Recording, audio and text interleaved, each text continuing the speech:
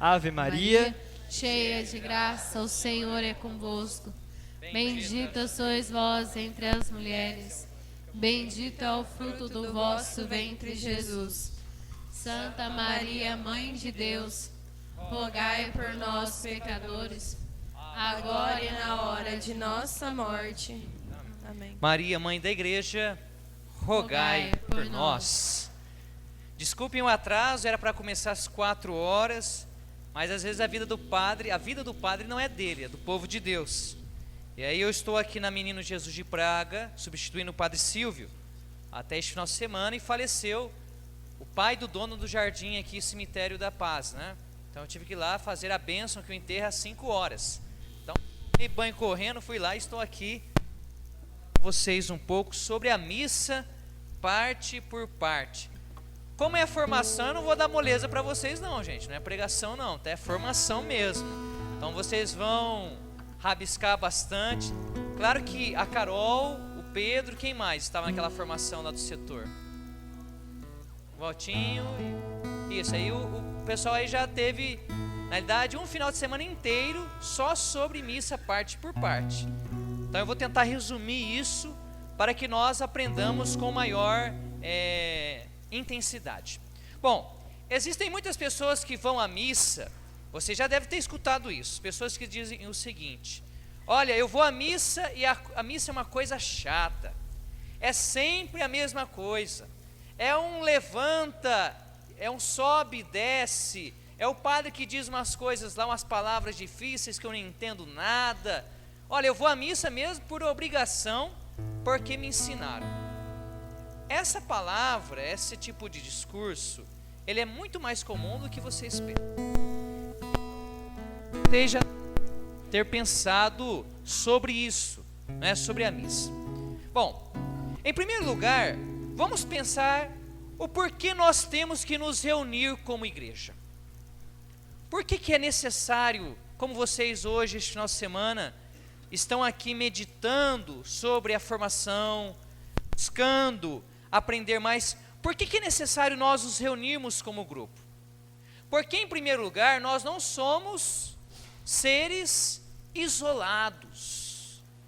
Eu não existo, eu não sou a última bolacha do pacote que existe no mundo. Eu preciso das pessoas para crescer. Então existe uma dimensão que é natural a nós, que é uma dimensão social. Por exemplo, ninguém se ama sozinho. Nós precisamos de outras pessoas para nós amarmos. Evidentemente que nós somos chamados a amar a nós mesmos, mas porque nós fazemos a experiência do amor no encontro com Deus e com os irmãos. A fé é a mesma coisa. A fé precisa de vida em comunidade. Porque o próprio Senhor Jesus, quando nós olhamos no Evangelho, Jesus chamou um apóstolo. Jesus chamou quantos? 12, para fazer parte do seu grupo mais próximo a ele. Jesus então chamou um grupo. Deus chamou um povo no Antigo Testamento. Então nós nos reunimos como povo, como grupo, para partilharmos os dons que recebemos do Espírito Santo que habita em nós. A liturgia deste final de semana vai falar exatamente sobre isso. A palavra igreja vem de eclésia e significa assembleia. Anota aí, igreja igual assembleia. Não é Assembleia de Deus não, hein? Ou Assembleia do Salão do Reino das Testemunhas de Jeová. É assembleia. Também não é Assembleia dos Deputados. Assembleia Legislativas, assembleia. Assembleia, o que é uma assembleia? É uma reunião. É uma convocação. Então isso é uma assembleia. É quando certas pessoas são convocadas para algo específico. Se eu falo Assembleia Legislativa, é que aquelas pessoas, aqueles deputados estaduais, foram convocados ou foram investidos de poder para se reunirem e tomarem uma decisão para algo específico. Então, se eu digo que a igreja é uma assembleia, quer dizer que todos aqueles que estão ali, ou pelo menos que deveriam saber, foram convocados para uma missão específica. Qual é essa missão que nós, como membros dessa assembleia, somos convocados. Qual que é essa missão? Qual que é a missão da igreja? Se alguém perguntar, hein? Qual que é a missão da igreja? Oi? Seguir os mandamentos do Senhor, mas nós podemos nos lembrar lá de Mateus 28. Vamos pegar a Bíblia? Eu só fico falando, né? Tudo isso para introduzir, hein, gente? É o rito da missa. Nós temos que entender o porquê das coisas, para darmos uma razão a elas. Mateus 28, peguem lá. Mateus 28. Se eu estiver falando muito rápido, se eu engatei uma quinta, vocês me avisam, hein? Ó, vai devagar aí. Mateus 28.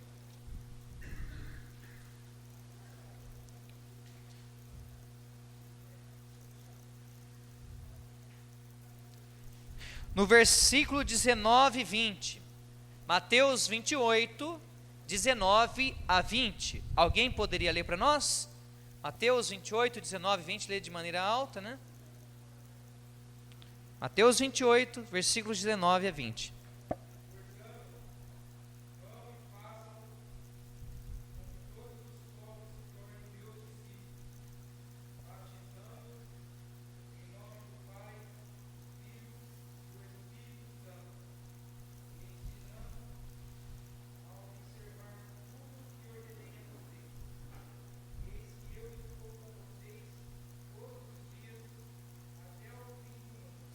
Olha, a igreja existe para duas coisas aí. Primeiro, para pregar aquilo que Cristo lhe ensinou.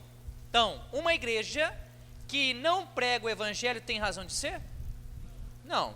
A igreja ela não existe para ficar construindo templos, muralhas, ou para fazer obras sociais. Isso decorre da missão primeira da igreja. Mas a missão primeira da igreja, ela é pregar o evangelho. Quem é o evangelho? Jesus Cristo. Então, a igreja existe para anunciar a pessoa de Jesus Cristo. Mas não só para anunciar e ensinar, mas também para batizar. É para ensinar e para santificar os homens. Então, os sacramentos, esse é o batismo, porque a partir da pregação da palavra, gera fé no coração das pessoas, e as pessoas fazem a adesão a Jesus. Então a igreja existe para ensinar, basicamente, e para santificar os homens que Deus, em sua infinita bondade, confiou a ela. Os padres da igreja, que eram pensadores cristãos até o século VIII da era cristã, diziam o seguinte, que a igreja é como uma lua, mysterium lunae, quer dizer, o mistério da lua, e Cristo é o sol. Quando você olha para a lua durante a noite, quem estudou um pouco de astronomia sabe muito bem, a lua tem luz própria. De quem que ela recebe a luz? E aí ela reflete para nós durante a noite. Ora, se a igreja é lua, quer dizer que ela não tem luz em si mesma. A igreja recebe a sua luz de Jesus Cristo. O próprio Senhor diz, eu sou a luz do mundo. Quem me segue não andará nas trevas, mas terá a luz da vida.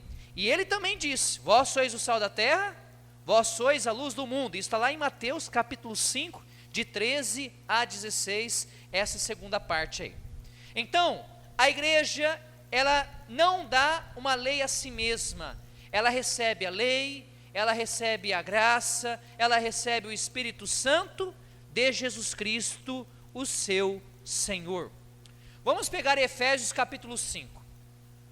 Porque nós não podemos falar de liturgia se nós não entendermos o que é ser assembleia, o que é ser igreja. Senão nós vamos ficar no ritualismo apenas. Vamos lá pegar Efésios capítulo 5.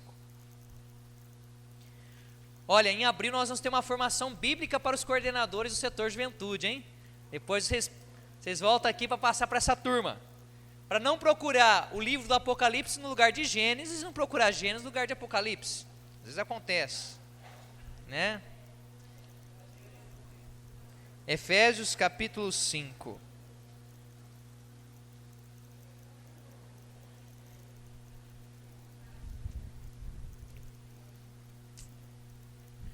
Veja, vai lá no versículo 25.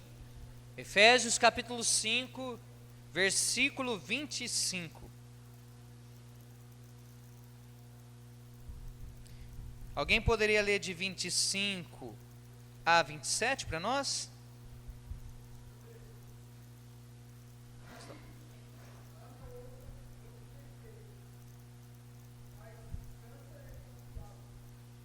Vai lá no versículo 30 agora. Versículo 30 só. Olha o que Paulo está dizendo aí. Está falando sobre a relação entre mulher, mas está falando sobre uma relação entre Cristo e a igreja. Cristo amou a igreja e se entregou por ela onde? Onde que Cristo se entregou pela igreja? Onde e quando? Na cruz. A cruz é o sinal da entrega de Cristo pela igreja. E ao se entregar pela igreja, Cristo a banhou com a água do batismo e a santificou pela palavra. Lembra lá Mateus 28? Batizar em nome do Pai, do Filho e do Espírito Santo e ensinar a observar aquilo que vos ordenei. Ora, como que fala o livro do Gênesis, de uma maneira poética, que o homem e a mulher foram criados? Diz que Adão não tinha companheira, estava triste, e Deus fez cair um sono sobre Adão. E diz que foi do lado de Adão que Deus tirou para fazer Eva, para dar Eva ao homem. Deus não poderia ter feito Eva da mesma forma que fez Adão, nesse sentido poético, do barro também? Mas por que que o autor bíblico poeticamente diz isso? Porque Eva não foi tirada da cabeça do homem para não mandar no Adão. Então a mulher não deve mandar no Adão. Mas também a mulher foi tirada dos pés do homem. Não, então a mulher também não deve ser pisada e dominada com forma de autoritarismo. Isso não é amor, isso é domínio. Foi tirado do lado, porque o lado é a região do coração. Então foi tirado para quê? No sentido de unidade entre os dois corações que se amam. Porque o verdadeiro amor não é domínio e subjugar o outro, mas o verdadeiro amor é viver como companheiros, como dois corações fossem uma só carne. Ora, quando nós olhamos para a cruz, também existe esse mistério. Lá em João capítulo 19, diz que quando Jesus morreu, o soldado traspassou com a lança o coração de Jesus.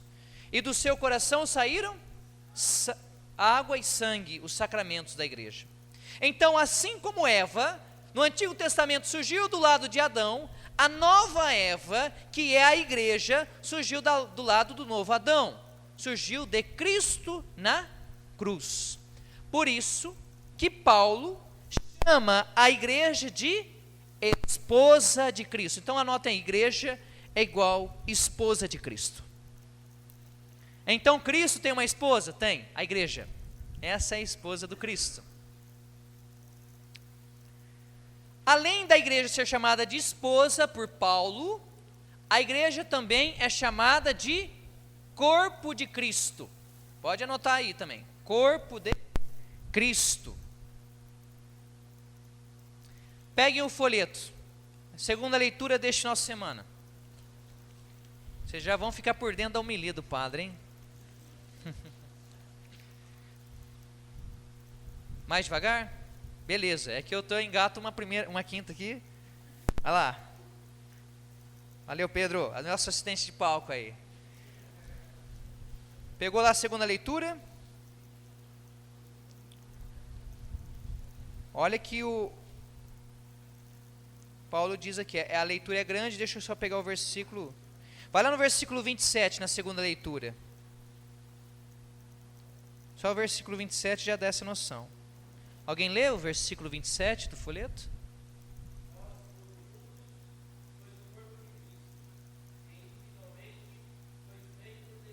Entendeu agora? Então Paulo está falando de quem? Da igreja enquanto corpo. Mas também um outro nome para a igreja, então a gente vê, o nome para a igreja, assembleia, que são aqueles que são convocados para uma missão específica, esposa, porque nasce a partir da cruz, corpo, e nós vamos agora entender o significado de corpo, mas também noiva. Anota aí que a igreja também é chamada de noiva. Peguem lá em Apocalipse capítulo 22. Apocalipse capítulo 22.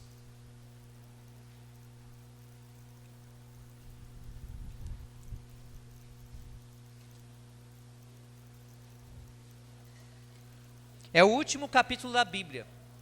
Capítulo 22. Capítulo 22, versículo 17. Capítulo 22, versículo 17.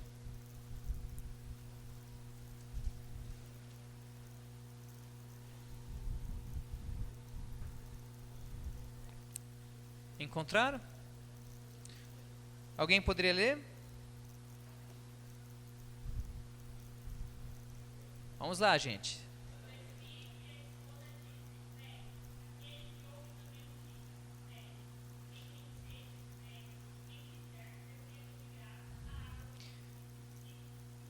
Agora vocês entendem, se vocês lerem Apocalipse, quem é essa esposa?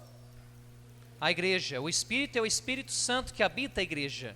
Então veja que a igreja diz ao seu marido: vem, meu marido, vem, Senhor Jesus, Maranatá. Mas olhe lá também em Apocalipse capítulo 19, versículo 9. Apocalipse capítulo 19, versículo 9.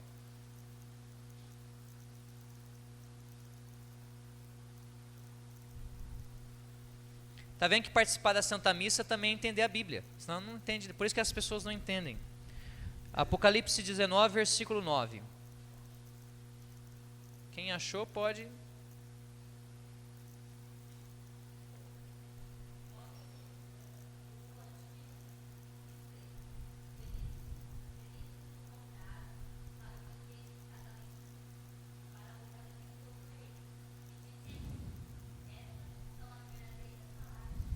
Vocês já devem ter escutado o padre falar: felizes os convidados para o banquete nupcial do Cordeiro. Vocês nunca tiveram a curiosidade de perguntar: por que é banquete nupcial?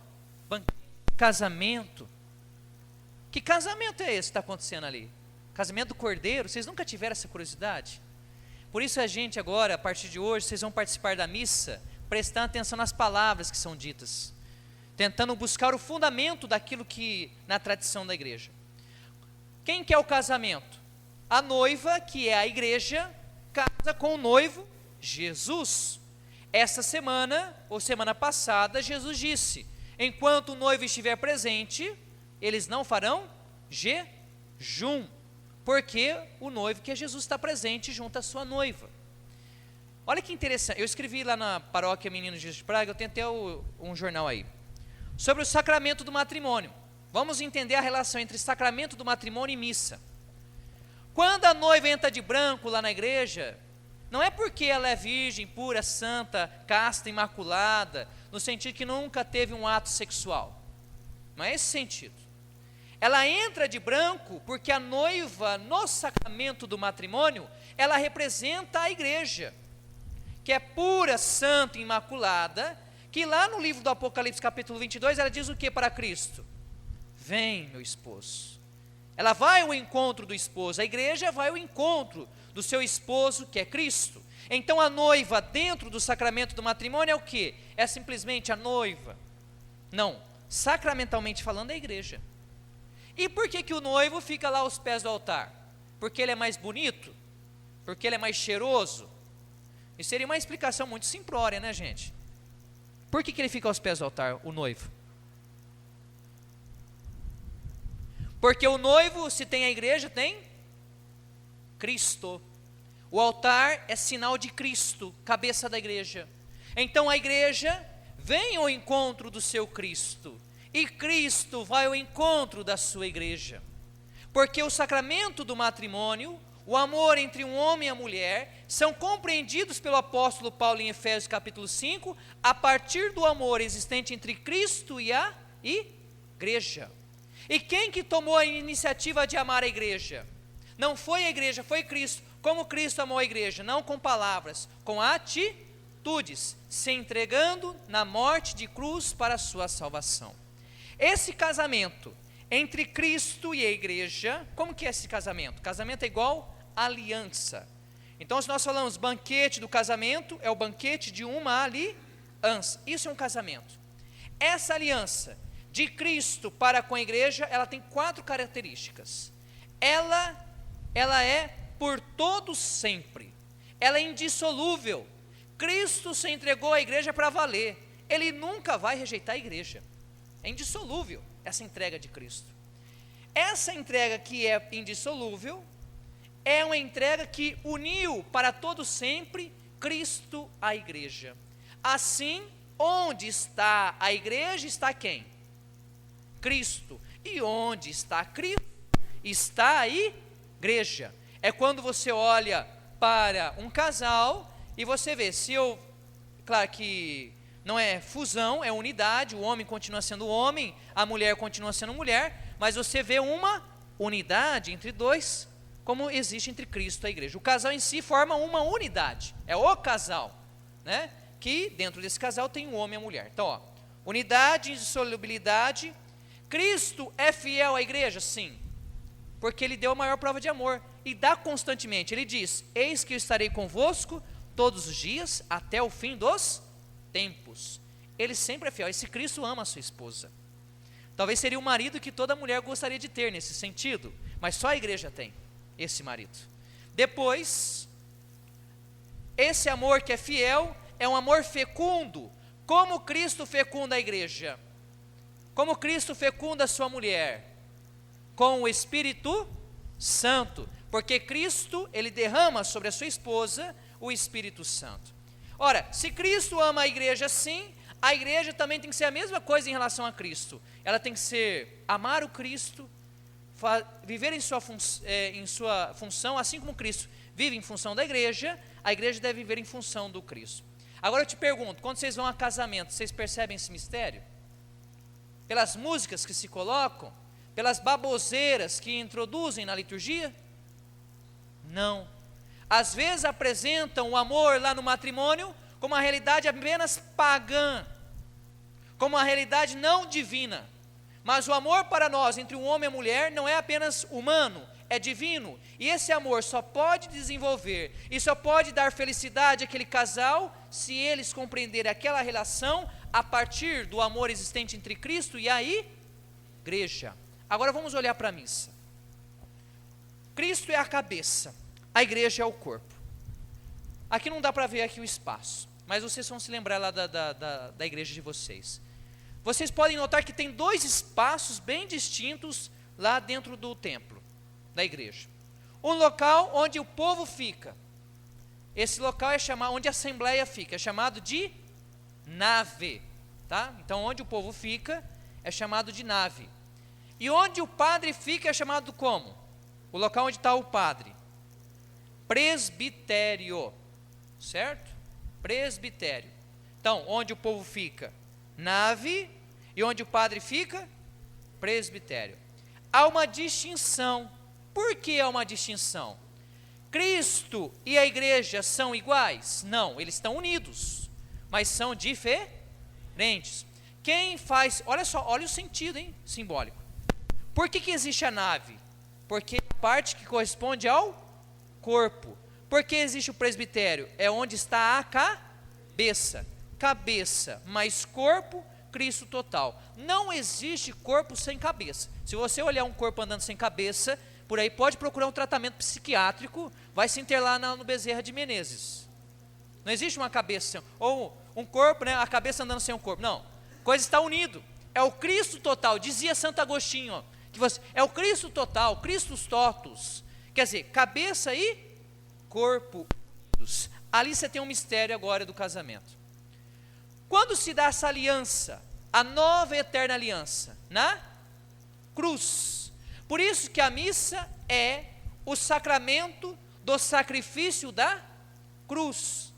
Porque sempre tem um crucificado que entra, uma cruz que entra, ou está aos pés do altar, ou atrás do altar. Aí, geralmente tem uma cruz assim atrás do altar, ou até mesmo no altar. Por quê? Para nos lembrar sacramentalmente, liturgicamente, que nós estamos na realidade do Calvário. Nós estamos aos pés da cruz, como a bem-aventurada Virgem Maria, para contemplar a entrega do esposo Jesus pela sua esposa, a igreja. Mas, ok, vamos pegar o nosso folheto, senão a gente fica navegando na teologia. Isso daí eu dou aula de 6 meses para a turma lá, dava, né, que eu deixei as aulas, depois 6 meses só estudando toda a teologia da missa. É maravilhoso, nunca mais participo da mesma forma. Vamos pegar o nosso folheto aí. Vamos começar a lembrar do rito da missa. Geralmente, no dia de domingo, existe uma procissão. Então, nós temos basicamente 3 procissões na missa. A procissão de entrada. Qual que é a outra procissão? A procissão das oferendas. E a procissão para a comunhão. Anotem aí. Então, nós temos 3 procissões na missa, geralmente. A de entrada, a das oferendas e a da comunhão.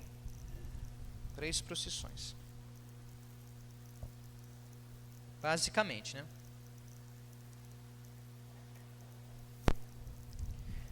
Nessa primeira procissão, que é a procissão de entrada, quem que vem à frente? O crucificado, né? Não é só a cruz, mas com a imagem do crucificado. Por que é o crucificado que vai à frente? Quem que conduz essa grande procissão da adoração, da vida em espírito e verdade, para a celebração do mistério do Deus unitrino? Quem conduz? Quem vai à nossa frente? Quem nos precedeu e abriu o acesso ao mistério de Deus? Quem foi? Jesus. Então não é o padre, não é um leigo bonito, não é um jovem que vai à frente querendo se aparecer. Ninguém tem essa prerrogativa. Quem tem essa prerrogativa é o Jesus Cristo crucificado. Lembremos-nos que lá no Antigo Testamento, eu não vou ler todas essas citações, senão a gente vai ficar aqui, né, não vai dar tempo. Mas eu vou só fazer menção, vocês vão buscar depois. Lembremos-nos no Antigo Testamento que quando o povo estava no deserto, vivendo a realidade do êxodo, quem ia à frente do povo? Alguém se lembra? Começa com A. A Arca da Aliança. A Arca da Aliança ia à frente do povo. Deus que conduz o povo para a terra prometida. Mas lembremos também que lá no Êxodo, o povo começou a ser ferido pelas serpentes e começou a ficar doente. O que Deus falou para Moisés lá no livro de Números? Moisés, faz uma serpente de bronze, e as pessoas, ao olharem para a serpente, ficarão curadas. Depois Jesus, em João, vai falar o seguinte, que quando o Filho do Homem fosse levantado, saberiam quem ele era. Ora, quem que é a verdadeira agora serpente levantada? Qual que é o grande sinal que o Pai levanta na história da humanidade, para que nós, ao olharmos para esse sinal, para essa realidade, sejamos curados? A cruz de seu Filho, Jesus Cristo. Então, a cruz entrando lá não é meramente carregar uma cruz porque é bonito, não é nada disso não. É para dar esse sentido. É o Jesus Cristo, Ele que se entregou por nós, que pode nos conduzir como igreja para o mistério do amor de Deus. Em algumas missas, ao lado dessa cruz vai o que, gente? Ao lado da cruz vai o que? Algumas missas. 2 velas, porque esse Jesus que é crucificado, Ele é luz para a nossa vida. Então agora nós temos que ir olhando os símbolos e perguntando, não sei se vocês já sabiam disso, né? Se eu estiver falando, a gente vai tocando, certo? Depois da cruz vem quem? Depois do crucificado, na procissão de entrada. Vem os leitores, às vezes entra o evangeliário e por último o padre. Ora, aquele Jesus que se entrega à igreja, que nos faz introduzir no mistério de Deus, Ele se entrega a nós, Ele nos entrega a nós como palavra. Ele, essa realidade, é a verdadeira boa notícia. A palavra evangelho vem do grego euangelion, que significa boa nova. Então anote aí, evangelho é igual boa notícia, boa mensagem, né? Essa é a boa notícia. Cristo, Ele é palavra para nós, palavra de Deus, palavra definitiva que Deus dirige aos homens. Anotem aí também Hebreus capítulo 1, depois vocês vão ler em casa. De muitos modos Deus falou aos homens, agora, outrora, Ele nos falou por meio do seu Filho Jesus. Então, Hebreus capítulo 1, pode perguntar. Sim. É porque ela é um rito opcional. Rito é mais dominical. Eu estou explicando mais ou menos a estrutura do rito de domingo. Durante a semana você não tem essa necessidade. Existem algumas opções que você pode ou não entrar. Eu estou explicando aqui para vocês quando se utiliza todos os símbolos, né? Aí vocês, na falta deles, vocês, né, entendem. Hebreus capítulo 1, que de muitos modos Deus falou à humanidade, agora nos últimos tempos falou por seu Filho Jesus. E quem entra por último? Esse Cristo, que é palavra de Deus para nós, que se entrega a nós, Ele se entrega a nós enquanto sacerdote, enquanto aquele que nos santifica. O padre entra por último, porque na liturgia sempre entra por último, entre aspas, aquele que é o principal. Veja, olha só que interessante, é Cristo que vem na frente e Cristo que vem atrás, não é? Alfa e ômega. Se a gente pensar nessa simbologia, Ele vai à frente, mas Ele nos protege. Ele vai à frente, Ele está entre nós e Ele vai atrás, nos protegendo. E quando, isso é a procissão de entrada. Quando a gente entra, nós vamos até o presbitério, e diante do presbitério nós fazemos o quê? Diante do altar, que está lá no presbitério, nós fazemos o quê? Uma reverência. Por que para o altar? É o local do sacrifício, mas o altar, dizia os padres da igreja, ara Christus est. O altar é Jesus Cristo. Então o altar é Jesus Cristo. A reverência ao altar não é simples reverência. É reverência a Cristo, palavra de Deus, verbo encarnado do Pai. Mas também lembra aquela que Cristo falou, a pedra que os pedreiros rejeitaram, tornou-se a pedra angular. Por isso que geralmente o altar é uma pedra, entre aspas, é uma coisa fixa, porque lá está o fundamento sobre o qual é construída a igreja.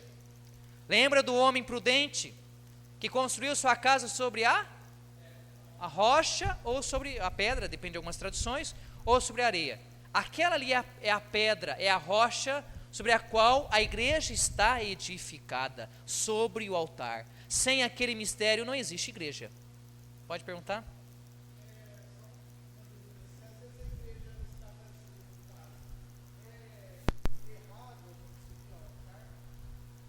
Não, você pode, desde que tenha uma reverência, normal. Porque é uma dimensão simbólica, litúrgica, né? Assim, não existe um impedimento para que se suba ao altar. Claro que você não vai ficar sambando lá no altar. Eu, por exemplo, o pessoal que é de casamento, eles sofrem comigo, esses fotógrafos, que eles querem colocar a máquina, a câmera fotográfica em cima do altar. Eu falei, tira daí que o altar é Jesus, meu. Né? Eles não entendem essas coisas, tem que formar essa turma aí, né? Mas tá bom. Então Jesus Cristo. Se faz reverência quando se tem o crucificado bem grande atrás do altar, diz a instrução geral do missal romano, que é essa daqui. Eu convidaria vocês a comprarem, lerem, né, porque vai explicar todo o rito da missa. Isso aqui que está na introdução do missal. Fala que quando tem um crucificado sobre o altar, o que é o crucificado? Alguns altares, vocês vão ver, que em alguns lugares o padre coloca o Cristo crucificado voltado para ele. Aí a cruz não precisa ficar do lado, já tem ali um. Se tem uma grande cruz no fundo, também não precisa. Então, a cruz entra e ela fica ao lado do altar quando não há cruz no fundo, talvez de maneira visível, né? Ou sobre o altar. Por que a cruz fica ao lado do altar? Porque ali é o local do sacrifício. O padre, ele depois de fazer a reverência, ele faz o quê? Ele vai lá e beija o altar, oscula o altar, dá um beijão em Jesus. Dentro da cultura semita, beijar o rosto implica o quê? Carinho, intimidade, amizade. Inclusive em algumas culturas orientais os homens andam de mão dada, né? É cultural isso. É próprio do oriental beijar o rosto, como sinal de carinho. Ora, aquele beijo que o padre dá sobre o altar, eu quando beijo aquilo lá, eu sempre falo, nossa, que esse beijo não seja o beijo de Judas, mas o beijo da minha amizade e amor a Cristo, para quem eu consagrei a minha vida. Então, O beijar o altar, tanto do padre como do diácono, é esse sentido de entrega, de intimidade daquele que vai agir em nome de Cristo, cabeça da igreja, para o seu povo. Depois disso, depois de toda essa entrada, o padre vai falar em nome do Pai. Então veja, nós temos o canto de entrada, não temos aí o canto de entrada? O canto de entrada eu posso colocar qualquer coisa? Não. O canto de entrada deveria ser para quê? Para nos introduzir nesse mistério que vai ser celebrado nesse dia. Então imagina, aqui eles colocaram, olha só o que eles colocaram no canto aqui do folheto, né? Nós somos muitos, mas formamos um só corpo, que é o corpo do Senhor, a sua igreja. O canto de entrada, então, deve ser um canto que une as pessoas em relação, une e ao mesmo tempo introduz as pessoas no mistério a ser celebrado. Aí nós estamos no tempo da quaresma, a pessoa coloca uma música lá, todo mundo bate palma. Não respeita a dimensão da liturgia.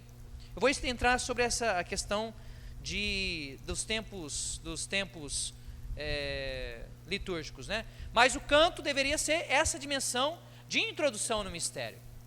Aí se começa em que, gente? Em nome do Pai, do Filho e do Espírito Santo. Por quê? É em nome de Deus. Que convocou quem? Se tem alguém que é convocado, existe alguém que convoca. Quem convocou? Deus nos convocou. Deus que é Pai, Filho e Espírito Santo. Convocou quem? A igreja, o seu povo, para celebrar os seus mistérios. E aí então, nós falamos amém, nós confirmamos, nós falamos o nosso presente, que nós estamos ali, porque nós somos chamados por Deus. Veja então, que ir à missa não depende somente de mim, é graça de Deus, é aceitar um chamado que Deus me faz. Muitos são chamados, poucos são os escolhidos. Todos são chamados a participar da missa, todos católicos, mas todos vão? Porque nem todos querem celebrar o mistério. E aí o padre diz, a graça de nosso Senhor Jesus Cristo, o amor do Pai e a comunhão do Espírito Santo estejam convosco, pode ser com outras palavras. Veja, nós estamos em nome de Deus, Deus nos chamou, e ao nos chamar, Ele nos acolhe. A graça de Jesus, o amor do Pai e a comunhão do Espírito Santo. Aí nós respondemos o quê? Bendito seja Deus que nos reuniu no amor de Cristo. Bendito seja o Pai que nos reuniu no amor de Cristo. O que é o amor do Cristo? O Espírito Santo. Olha, você tem o Pai, o Cristo que é o Filho e o Espírito Santo. Deus que é Pai, Filho e Espírito Santo. Nós somos então nesse sentido a igreja da Trindade, porque nós somos reunidos por ela. Pessoal, então nós somos o povo da Trindade, chamados por Deus e acolhidos por Ele. Então aí nesse rito inicial vocês vão anotar que nós, como igreja, somos povo de Deus, anotem aí, povo de Deus, corpo de Cristo, então povo de Deus, corpo de Cristo e templos do Espírito Santo. Povo de Deus, corpo de Cristo e templos do Espírito Santo. Na acolhida nós percebemos essa realidade. Depois nós temos o ato penitencial. Por que o ato penitencial? Porque nós somos filhos pródigos. Anotem do lado do folheto, Lucas 15, de 11 a 32. Lucas 15, de 11 a 32. Nós somos Zaqueu. Nós somos a mulher pecadora. Nós somos aquele publicano que bate no peito e diz, Senhor, eu não sou digno de estar aqui, porque eu sou pecador. Lembra quando Moisés, diante da sarça ardente, ele se aproximou e o que Deus diz? Tira as sandálias dos teus pés. Então nós, que fomos chamados por Deus e acolhidos por Ele, estando na sua presença, nós reconhecemos que somos indignos, que nós somos pecadores, que nem sempre nós vivemos como esse Deus de amor que habita em nossos corações e que se entregou por nós e nos constituiu como seu povo, nem sempre vivemos a sua palavra. Por isso, então, neste ato penitencial, nós, como a Virgem Maria, nós estamos aos pés da cruz de Jesus. Então, como que nós reconhecemos o mistério de Deus? Nós olhamos para a cruz, como o centurião em Mateus capítulo, Marcos, capítulo 15, quer ver? Marcos capítulo 15.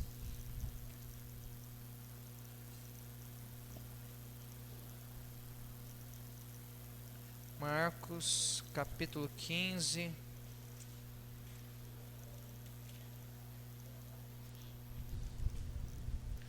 Marcos capítulo 15, no versículo 39. Nesse momento, olhando para a entrega de Cristo, nós falamos no fundo do nosso coração, verdadeiramente, este homem era filho de Deus.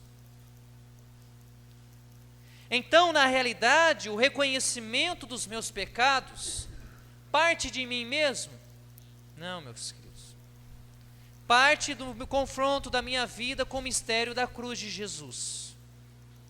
E aí nós reconhecemos sim que nós pecamos, que nós não vivemos o caminho que é Jesus. O pecado é extraviar-se, é sair do caminho.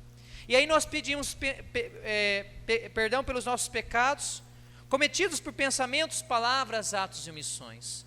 Então, neste momento do ato penitencial, o que você tem que fazer na sua missa? Você tem que olhar para a cruz de Jesus e pergunta: será que eu estou abraçando a cruz de Cristo? Abracei a cruz de Cristo durante a minha semana?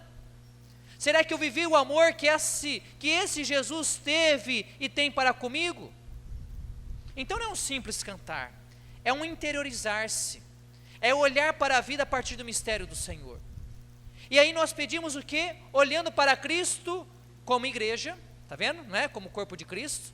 Olhando para Cristo nós pedimos: Senhor, tem de piedade de nós. O que o cego de Jericó, quando Jesus passou, o que ele falou? Jesus, filho de Davi, tem piedade de mim. É essa atitude espiritual que eu devo ter no ato penitencial.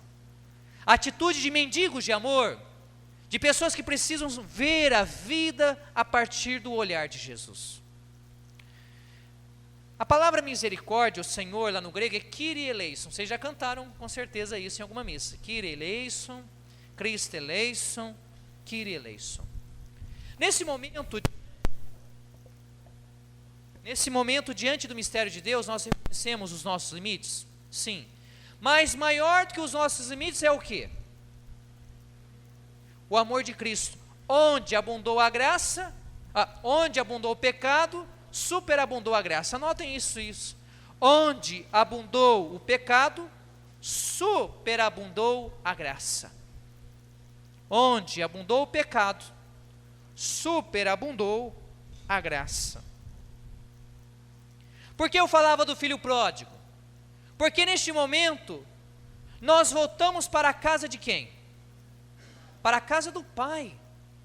E estando na presença de Deus, reconhecemos os nossos pecados. Nós não falamos aqui: Pai, pequei contra o céu, contra ti.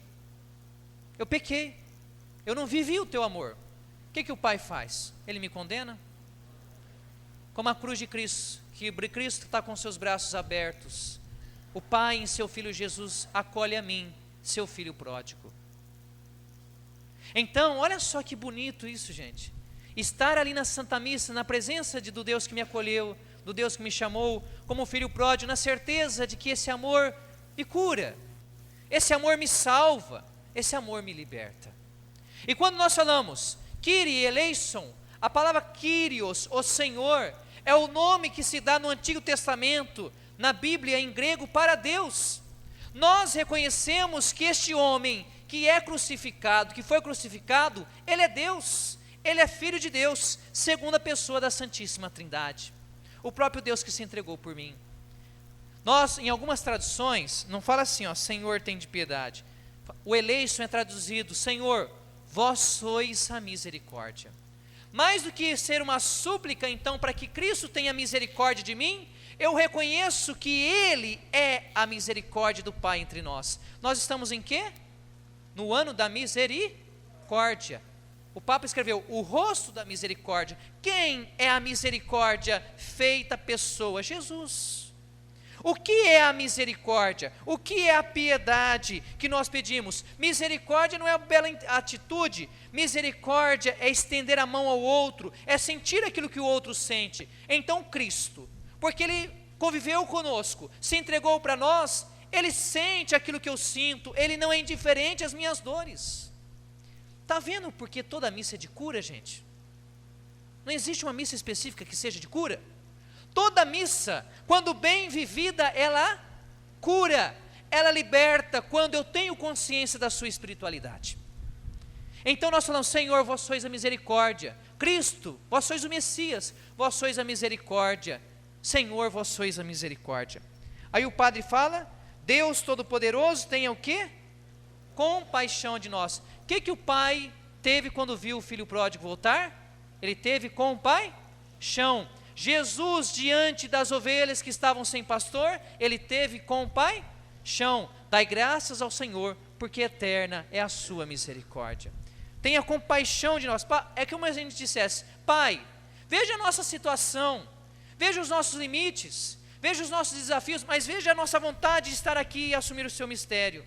Perdoe os nossos pecados e nos conduza à vida eterna, porque a nossa caminhada não terminou. Aí nós falamos, amém. Por isso que não pode ser um amém só da boca para fora, tem que ser um amém que confirma essa realidade da fé na tua vida. Por isso que não é mecânico a missa. Depois nós temos o que no dia de domingo? O glória. Vamos pegar o glória então aí. Glória a Deus nas alturas e paz na terra aos homens por Ele amados. Onde está isso na Bíblia? Porque toda missa tem que ter fundamentação bíblica, olha aí. Onde está isso na Bíblia? Vamos ver quem que vai ganhar o nota 10. Onde está isso? Pega lá Lucas, pega Lucas. Pode pegar Lucas. Vocês podem ter certeza que nunca mais vocês vão participar da missa da mesma forma. A missa é o melhor local para aprender sobre a missa.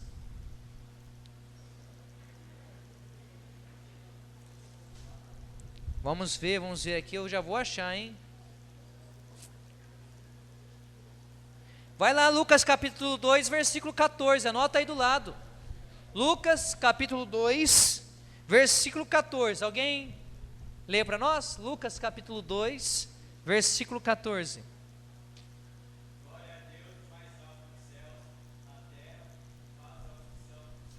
Muito bem, achou aí, ó, onde está. Isso é cantado na noite de Natal. O glória, enquanto hino, surgiu para ser cantado somente no dia de Natal. Depois ele foi estendido como continuidade do ato penitencial. Olha o que nós falamos aqui, olha. Nós cantamos glória ao Pai, né? Ó, Senhor Deus, Rei dos céus, Deus Pai Todo-Poderoso. Nós louvamos, nós bendizemos, nós adoramos, nós os glorificamos, nós damos graças por vossa imensa glória. Nós damos glória ao Pai, porque nós somos o seu povo. Mas por que nós damos glória ao Pai? Por causa de quem? Veja o que se Senhor Jesus Cristo. Senhor aí, se vocês quiserem assinalar, é a mesma coisa que Kyrios, é o nome para Deus no Antigo Testamento. Jesus Cristo quer dizer Messias. Se vocês quiserem anotar aí que Cristo é a mesma coisa que Messias, que Jesus é o Messias esperado, o ungido do Pai. Filho unigênito de Deus. Quer ver? Vai lá em João capítulo 1. Tudo, gente, tudo, as minúcias da missa, está toda ela baseada na nossa tradição bíblica e teológica. João capítulo 1, versículo 14. João capítulo 1, versículo 14. Vai falar no finalzinho assim, ó. Glória que ele tem junto do Pai, como filho único, ou seja, como filho unigênito, cheio de graça e de verdade. Então nós somos filhos de Deus? Somos filhos de Deus em primeiro sentido? Sim e não. Quem que é o único filho de Deus? Então nós somos filhos por adoção, diz Paulo. Por causa da morte de Cristo, a igreja que nasce aos pés da cruz, nós nos tornamos filhos de Deus em Jesus Cristo. Porque o Filho unigênito, no sentido de o Filho, é apenas Jesus, né? Senhor Deus, Cordeiro de Deus, Filho de Deus Pai. Quem chama Jesus de Cordeiro? Vocês se lembram? É só continuar, por exemplo, João capítulo 1, quer ver? Vamos ver aqui. Vai lá no versículo 29. João capítulo 1, versículo 29. Acharam? Veja aí. João capítulo 1, versículo 29.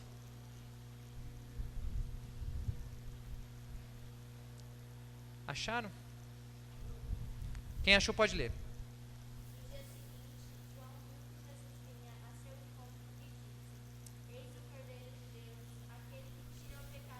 Muito bem, foi João Batista que chamou Cristo como Cordeiro. Então vocês podem ir lá no finalzinho lá do folheto, tá vendo aqui, antes do número 18, no número 17, o que o padre diz? Eis o Cordeiro de Deus? Então anotem aí João capítulo 1, versículo 29. Anotem aí do lado, João capítulo 1, versículo 29. Aqui no finalzinho, quando o padre apresenta então o Cristo, né, para nós, e ele fala, eis o Cordeiro de Deus que tira o pecado do mundo. João capítulo 1, versículo 29. Nós já unimos o útil ao agradável. O que nós falamos aqui, tende piedade de nós. Grife isso aí, gente. Tende piedade de nós. No Cordeiro, aqui no Glória. Tende piedade de nós. Vós que tirais o pecado do mundo. Não, tende piedade, está erradinho aqui, né? Mas tende piedade de nós, vai acolher a nossa súplica depois. Ou seja, vocês percebem alguma ligação do Glória com o ato penitencial? Dá para ver aqui. Como você percebe a ligação do Glória com o ato penitencial? No ato penitencial nós nos falamos, Senhor, tende piedade de nós. No meio do Glória isso se repete. Olha lá. Senhor Deus, Cordeiro, Filho de Deus Pai, tende piedade de nós. Depois, só vós sois o Santo, só vós o Senhor, só vós o Altíssimo Jesus Cristo. É que esse daqui é uma letra, está adaptada, né? Pega lá em Filipenses capítulo 2. Filipenses capítulo 2. Filipenses capítulo 2. Filipenses. Isso só são os ritos iniciais, gente. É só para a gente começar a missa. Preparar o nosso coração, né, Pedro? Sei não se vai dar tempo de falar tudo, hein? Tô achando que vai ficar na liturgia da palavra só. Vamos lá, Filipenses capítulo 2. Filipenses capítulo 2, Filipenses. Versículos 10 e 11.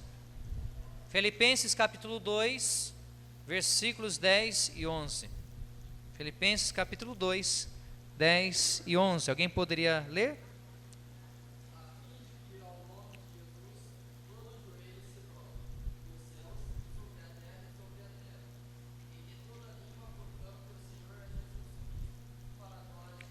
Que toda língua proclame que Jesus é Senhor para a glória de Deus Pai. Então vocês anotem aí do lado aí, Filipenses capítulo 2, 10 a 11. Tá, a motivação bíblica está lá, do Glória, essa parte. Que nós falamos que Jesus é santo como o Pai é santo, que Jesus é Senhor como o Pai é Senhor, que Jesus é Altíssimo como o Pai é o Altíssimo. Certo? Na unidade do Espírito Santo. Veja, então aqueles cânticos assim, ao Pai Criador, ao Filho Redentor e ao Espírito Glória é litúrgico? Por que não é? Porque ele não traduz todo esse mistério que nós acabamos de falar. O Glória deve ser cantado a sua letra, porque o Glória é um canto cristocêntrico. Tendo Cristo no centro, nós glorificamos o Pai no Espírito Santo que habita em nós. Aí você fala, onde está o Espírito? Está em nós, nos ajudando a louvar. Por que nós cantamos o Glória, gente?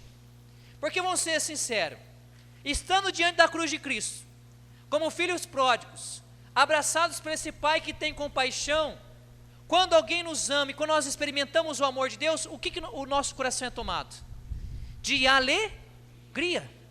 Então o glória, ele decorre exatamente dessa realidade, de eu ter percebido a misericórdia de Deus na minha vida e celebrar essa misericórdia, eu me abro para a explosão de louvor, porque eu não sou condenado, eu sou admitido ao convívio de Deus, porque Jesus Cristo é o meu Senhor, Jesus Cristo é o meu Salvador, Jesus Cristo é o Altíssimo, porque Ele tem piedade de mim.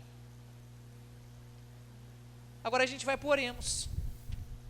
Apresentar a Deus as nossas preces. Nesse momento aqui, você que vai à missa, se pede, o padre fala, oremos, um momento de silêncio, você pode colocar as intenções do seu coração, os seus agradecimentos, é neste momento, tá bom? Por que agora só aqui? Porque, veja, depois de toda essa preparação, fomos chamados, nos tornamos assembleia, povo de Deus, corpo de Cristo, templo do Espírito Santo, depois de termos feito a experiência da misericórdia como filhos pródigos, de termos manifestado essa alegria desse amor, agora a gente pode pedir as coisas para Deus. Caso contrário, o nosso terreno não está bom ainda, nosso terreno não está tombado, para apresentar a Deus aquilo que é digno de Deus. Por exemplo, o Bento XVI falava isso, que nós temos que apresentar coisas que sejam dignas de Deus. Nós não sabemos pedir. Tem gente, por exemplo, peça assim, vai rezar essa missa, oremos. Senhor, eu peço que o Senhor mande um raio na cabeça do meu inimigo. Senhor, eu quero ganhar, que o meu time, o São Paulo, seja campeão da Libertadores para humilhar os corintianos. Vamos ser sinceros, gente, você acha que Deus vai dar ouvido a essas preces? Pelo amor de Deus, nós temos que pedir coisas que sejam dignas dEle. Senhor, que eu saiba amar mais, Senhor, que eu tenha um coração convertido, que tal pessoa encontre a vós, entendeu? Então, aqui é chamado de oração da coleta. Por que coleta? Porque quem que preside essa oração? Não é o padre? Cristo recolhe, como sumo sacerdote da eterna aliança, as preces da sua igreja e apresenta ao Pai. Veja então, que a liturgia sempre é ao Pai, pelo Filho no Espírito Santo. Dá para perceber isso aqui, olha. Deus eterno e todo-poderoso. Quem que é esse eterno e todo-poderoso? Anote aí. Pai. Faz circula aí Deus, coloca Pai. Número 4, Pai. Depois de ter feito, fala, por nosso Senhor Jesus Cristo. Circulem o por. Circulem o por. Aí. Então, Deus, coloque Pai, circule o por, né? E depois, na unidade do Espírito Santo, circule o na. Se você quiser anotar o lá, você coloca assim, ao Pai, pelo Filho, no Espírito Santo. Anotem isso. A nossa liturgia sempre é assim. É ao Pai, pelo Filho, no Espírito Santo. Ao Pai, pelo Filho, no Espírito Santo. Se algum protestante chegar em você e falar assim que a gente tira a única mediação de Cristo, é porque ele não entendeu nada, é mentiroso. Por que por Jesus Cristo? Porque Cristo é o único e eterno sacerdote da nova aliança. Ele é o único mediador entre o Pai e os homens. Se não for por Jesus, gente, se a gente pode ir lá dançar, pode fazer dança da chuva lá do lado, bater batuque e tudo mais, nós não vamos adorar o Pai em espírito e verdade. A verdadeira adoração é por Cristo, com Cristo, em Cristo. Veja, olha como que toda a missa é diferente. Olha o que nós vamos pedir este final de semana. Pai eterno e todo-poderoso, dirigi a nossa vida segundo o vosso amor.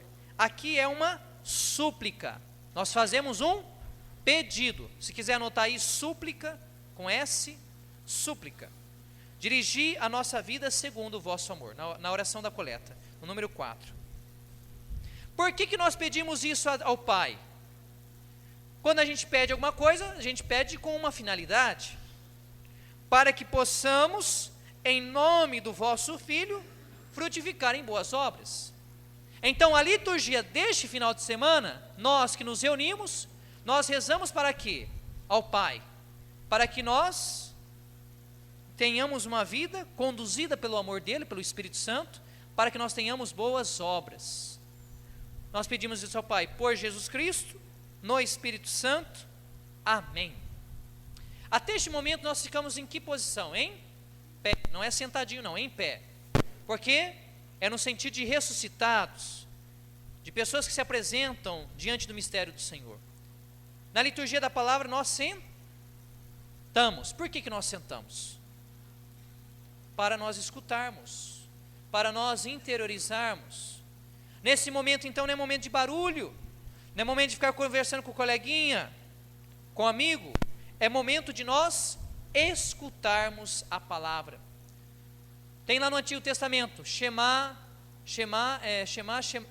Israel, Adonai Eloheinu, Adonai Echad. Escuta, Israel, o Senhor é teu Deus, um só é o Senhor. A fé, diz Paulo, vem pelo ouvido.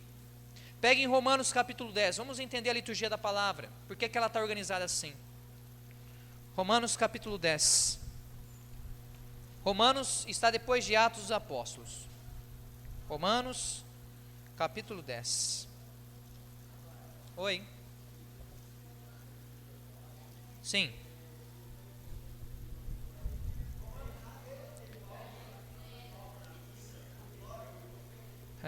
Romanos capítulo 10. Olha, essa questão sempre volta. Eu, quando dava aula para o seminarista, eu falo assim, que eu não vou bater palma na hora do ato penitencial, mas no glória eu não veria problema. Nós não podemos ser extremamente, falar assim, que a gente vai à missa, a gente entra aqui em uma questão de cultural. Se você olhar na África a turma chega a dançar, meu. Você já viram a missa na África já? A turma chega a dançar. No europeu não vai bater palma. Então eu vejo, desde que seja, a gente tem que ter bom senso. Ah, tudo bem, a gente está adiante do sacrifício de Cristo. Sim, é sacrifício, mas também é festa, também é banquete, tem essas duas realidades. Eu não vou bater palma na hora do cordeiro, eu não vou bater palma na hora do ato penitencial, mas no glória, enquanto explosão de alegria, como que nós brasileiros explodimos de alegria? O povo brasileiro. Palma, com alegrando, cantando, né? Então eu vejo, desde que tenha um bom senso, que não vire bagunça, eu não vejo nenhum problema também. Porque vamos ser sinceros, exigir que nosso povo vá à missa e não faça nada, fica igual aqui um europeu, gente, vai ser bem complicado. Então nós temos que ter bom senso nessas coisas. Eu falava isso para meus alunos, porque essas questões sempre estão em Facebook. O Bento XVI falava que não se deveria bater palma porque nós estávamos no sacrifício, mas veja que isso é uma imagem teológica dele, né? Então é questão de bom senso, eu acho. Pelo menos é esse padrão que eu adoto, né? Acharam Romanos 10? No versículo 17, não, aliás, antes, no versículo 14, Romanos 10, versículo 14. Mas como poderiam invocar aquele que não crer? O que Paulo está falando? Como pode rezar se não tem fé? Depois, e como podem ter fé se não ouviram? E como poderão ouvir sem pregador? Aí lá no versículo 17, pois a fé vem da pregação, e a pregação é pela palavra de Cristo. Paulo está dizendo o seguinte, nós não conseguimos rezar se nós não temos fé. E nós não temos fé se nós não escutamos a palavra. Nós não escutamos a palavra, senão quem prega essa palavra. Então, a fé, ela vem pelo ouvido, por escutar uma palavra que Deus dirige a mim. Você tem aí a primeira leitura. Anote aí do lado da primeira leitura, Deus fala. Anote do lado da primeira leitura, Deus fala. É um diálogo. Se nós escutamos, é que alguém fala conosco. Deus fala por meio de quem na primeira leitura? Deus fala por meio dos profetas. Se vocês quiserem anotar aí, ó. Deus fala na primeira leitura por meio dos profetas e dos patriarcas. Geralmente, é uma leitura do Antigo Testamento, tirar dos profetas ou da lei, né? Depois vem o que depois da primeira leitura? Salmo responsorial. Por quê? Essa resposta é a quê? A primeira leitura. Se Deus fala, eu escutei, é um diálogo, eu respondo a Ele. Quem que responde a Deus? a igreja enquanto assembleia. Por isso que o salmo não pode ser uma pessoa sozinha cantar o salmo inteiro. Quem é músico sabe muito bem disso. Pelo menos o refrão tem que ser cantado por toda a assembleia. É a assembleia que responde, não é?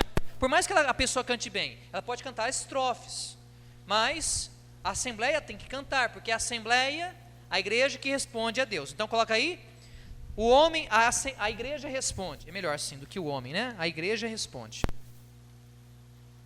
Está acabando, né, Pedro? Vamos terminar a liturgia da palavra pelo menos, pode ser? Ficar só a liturgia da palavra. O homem responde. Hã? O salmo, a assembleia, a igreja responde. Na segunda leitura, Deus fala. De novo, olha lá. Deus fala, a igreja responde. Na segunda leitura, Deus volta a falar. Por meio de quem agora? Geralmente, por meio dos apóstolos. Anote aí, apóstolos. Deus fala por meio dos apóstolos. Nós temos depois o evangelho. Deus fala por meio de seu filho. No evangelho, Deus fala por meio de seu filho. Lembra quando na transfiguração o pai fala assim: este é o meu filho amado, escutai-o. O evangelho, em termos de sequência cronológica, ele deveria vir antes da segunda leitura. Mas veja, lembra, na liturgia sempre quem vem depois é o mais importante. Qual que é o centro da liturgia da palavra? O evangelho. Porque quem que é o evangelho? É Jesus, certo? Vamos aqui olhar outras coisinhas. Nós ficamos sentados até a segunda leitura. Por que no aleluia nós ficamos em pé? Porque nós vamos acolher quem? O próprio Cristo. Em alguns lugares vocês vão ver que se pega o evangeliário que está sobre o altar, vai 2 velas ao redor do evangeliário, porque a palavra é luz para os nossos passos.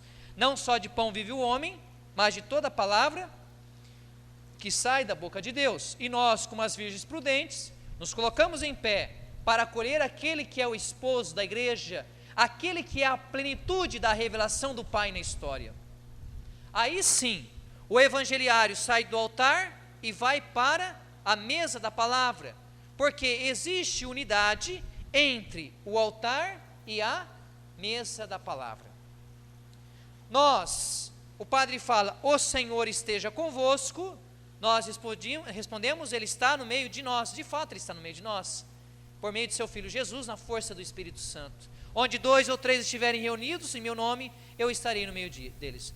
Fala-se proclamação do Evangelho de Jesus, no caso de hoje, segundo Lucas, e nós fazemos o quê?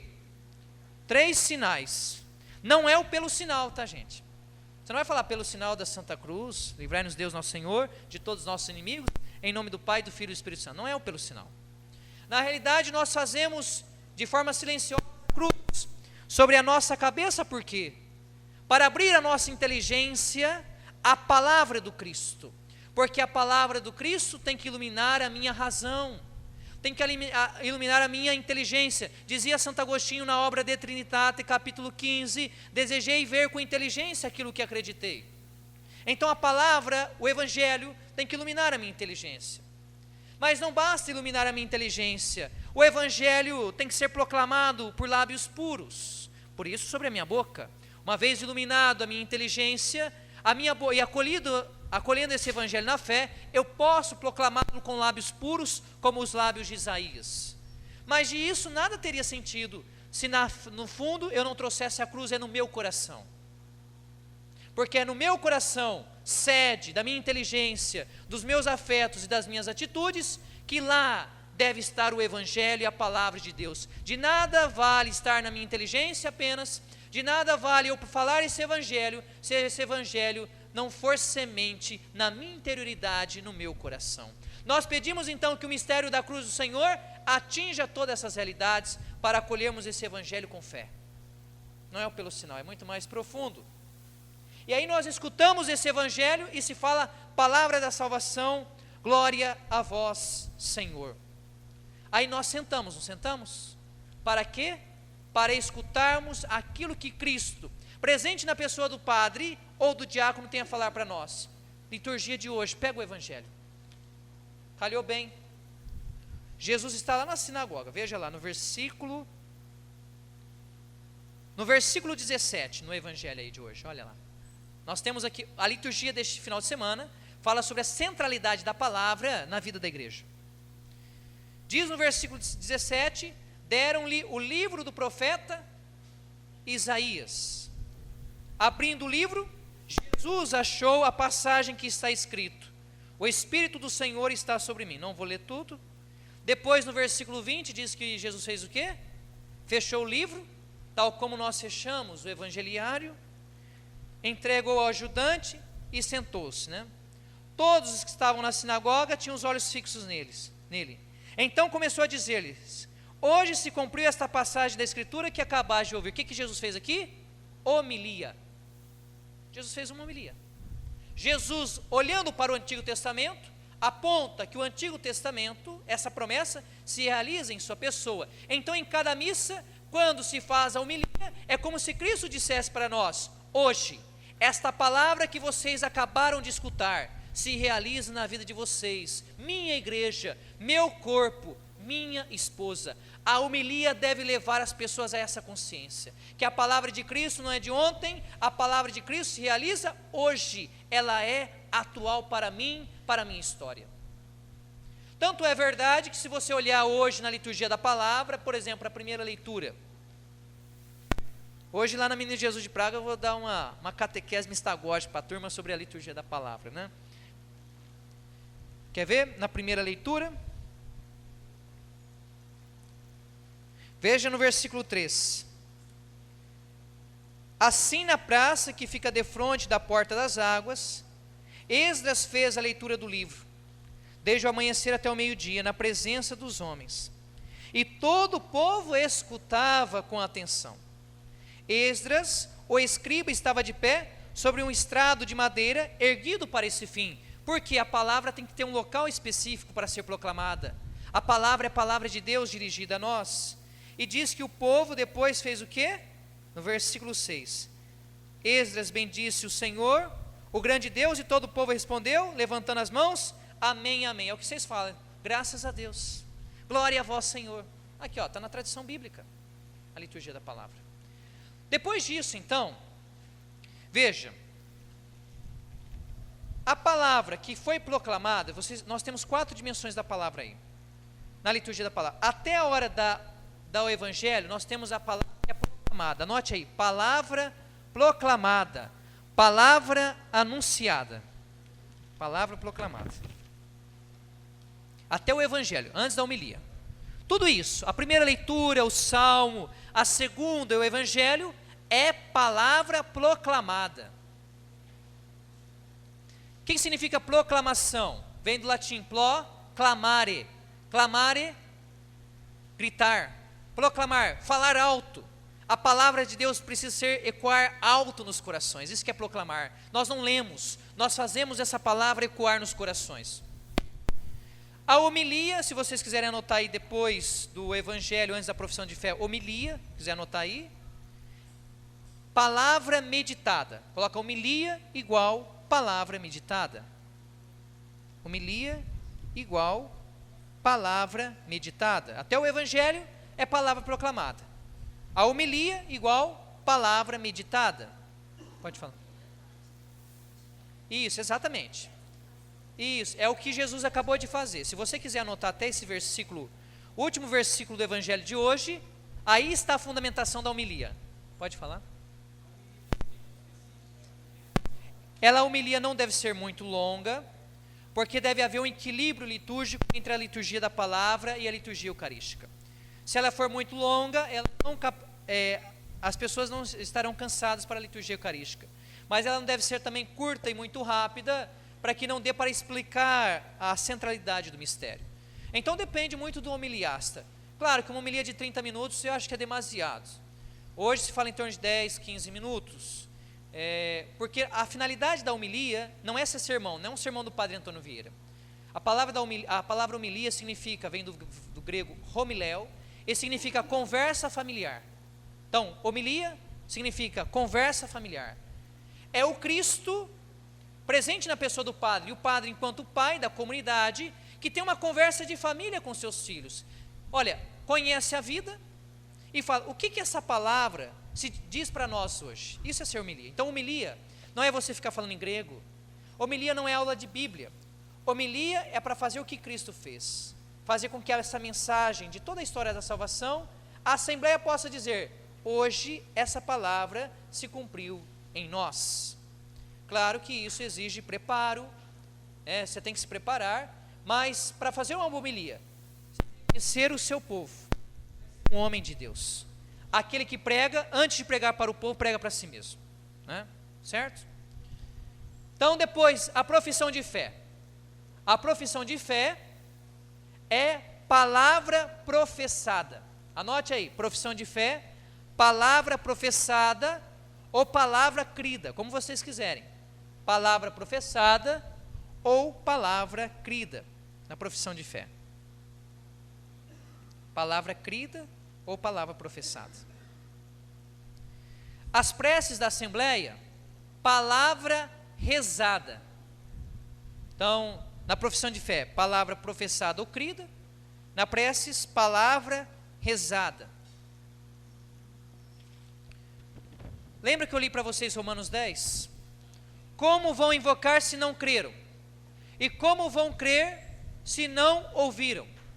Ora, na liturgia da palavra nós sentamos para quê? Para ouvir. O Cristo presente na pessoa do Padre mostra para nós que aquela palavra se cumpre no hoje da história. E como essa palavra se cumpre em nós, nós passamos a ter fé, a crer. Essa palavra gera fé em nós. Qual que é a primeira palavra que você diz na profissão de fé? Creio, assinale o creio aí. O que significa a palavra creio? Vem do latim cor dare aliqui. Creio significa dar o coração a alguém. Quando você diz que crê em Deus, você fala, eu estou dando meu coração para ti, Deus. Estou te dando a minha vida para você. É profundo isso. Essa palavra foi tão proclamada com fé, explicada de tão maneira mistagógica, que não tem como não dar o coração para esse Deus. Dar a minha inteligência, os meus sentimentos, as minhas atitudes a Ele. A um Deus que é Pai, Filho e Espírito Santo. E porque eu dei o meu coração a Deus, e o meu coração é um coração de filho, eu posso agora rezar a Deus porque Ele é Pai. Por isso que somente agora vem a oração da comunidade.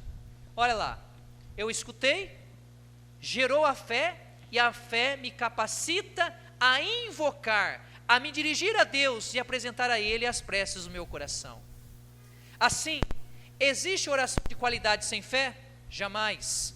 E existe fé sem a palavra? Jamais. Palavra, fé, vida de oração. A caminhada que nós vimos lá em Paulo, e a caminhada que nós vemos, por exemplo, no próprio catecismo da igreja, mas eu não vou entrar nisso. A partir de tudo isso, sabe por quê? Para nós chegarmos na segunda parte, queremos renovar a aliança de Cristo que se sacrifica no altar. Mas, meus queridos, como na vida nem tudo são mil maravilhas, vou ter que parar por aqui. Vou ter que parar por aqui. Alguma pergunta sobre os ritos iniciais e a liturgia da palavra? Pergunte agora, né, Pedro, para a gente... Alguma pergunta? Ou sobre outra parte? Sim. Certo.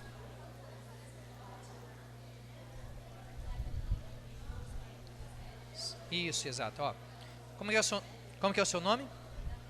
Ó, a Gabriela perguntou assim, por que na quaresma nós não batemos palmas e nós não cantamos, por exemplo, o aleluia e o glória? Qual que é a centralidade da fé cristã? É a Páscoa. A grande celebração da igreja desde os primórdios foi a ressurreição de Jesus. Mas conforme a igreja foi experimentando o mistério, surgiu um tempo de preparação para a celebração da Páscoa. Um tempo em que os novos cristãos, os catecúmenos, iriam ser batizados, confirmados e receber a Eucaristia no dia do Sábado Santo, na Vigília Pascal. Quaresma vem de 40 anos do povo de Deus no deserto, 40 dias de Jesus também no deserto. Então, na quaresma, de maneira pedagógica, não se canta o glória e nem o aleluia, para reservar isso para quando? Qual que é a explosão de alegria?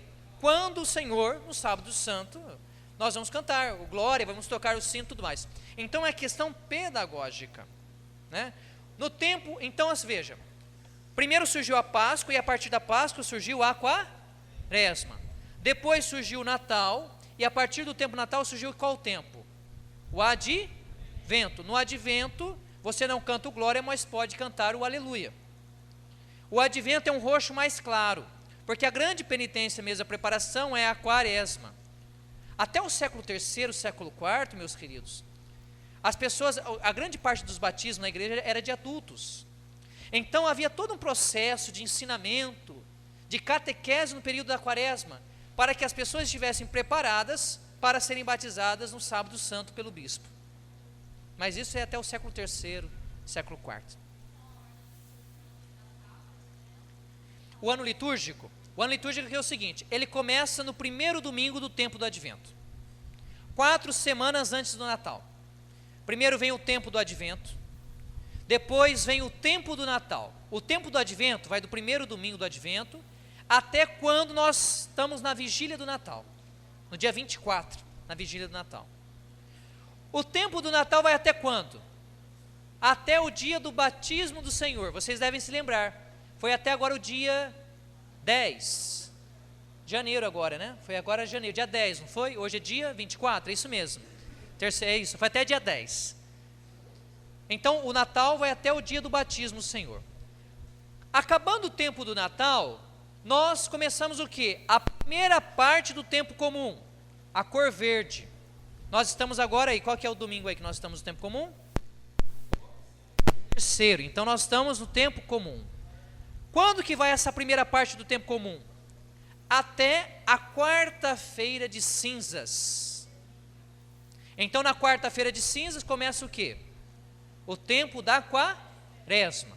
A quaresma vai até a celebração do lava-pés. A partir da missa do tríduo pascal, nós temos ali o tríduo pascal, quinta, sexta-feira santa e sábado de aleluia, o tríduo pascal, que é o centro da liturgia. E a partir do domingo de Páscoa começa o quê?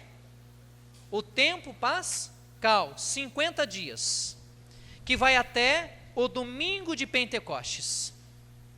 Vindo o Espírito Santo, depois do domingo de Pentecostes, começa a segunda parte do tempo comum, que vai até a solenidade de Cristo Rei, ou a 34ª semana do tempo comum. Esse é o ano litúrgico. Mais alguma dúvida? Pode perguntar.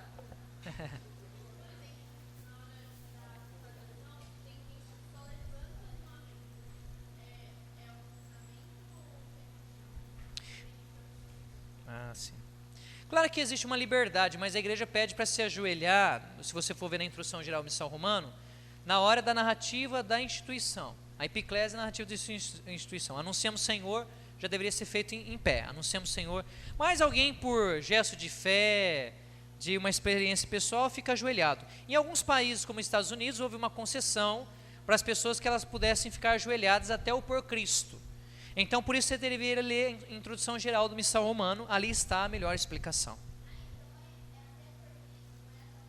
Não, ajoelhar, teve na hora da epiclésia a invocação do Espírito Santo, tem a narrativa da instituição, eis o mistério da fé, nós ficamos em pé.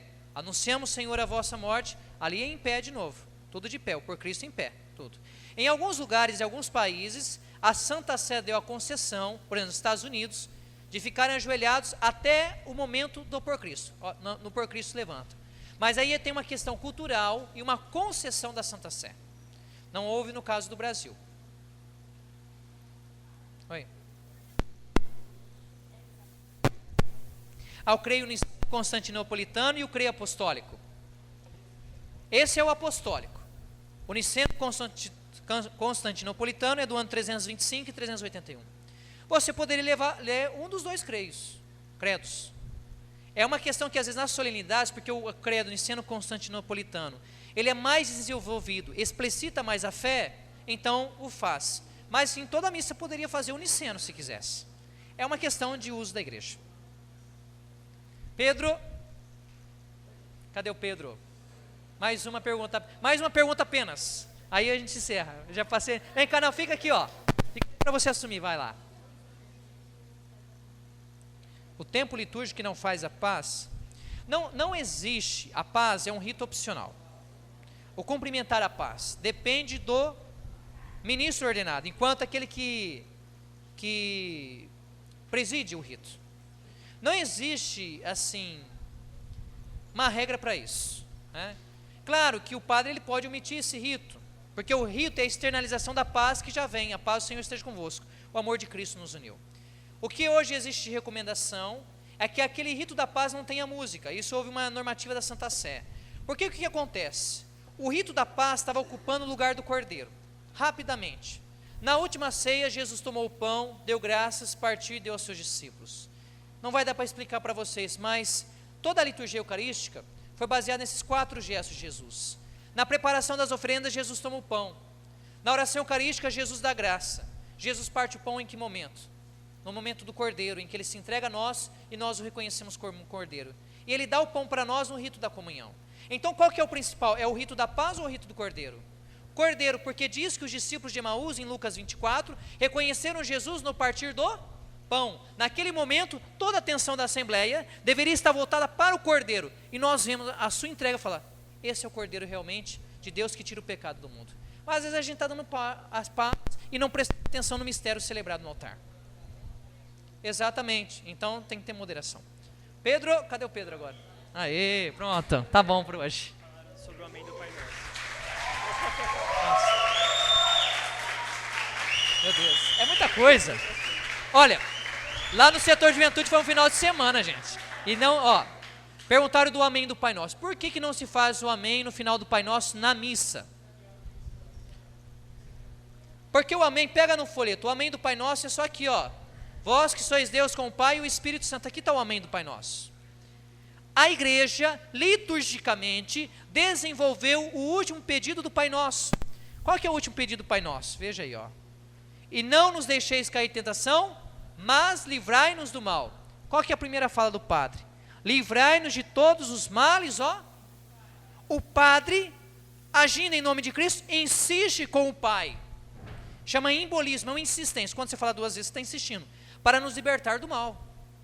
Então, na realidade, a igreja desenvolveu, teologicamente falando, o último pedido do Pai Nosso. Por isso que o amém só se dá aqui, nesse amém. No dia a dia você pode fazer amém, mas na missa, aqui, por causa desse motivo da insistência. Tá bom, né? Chega.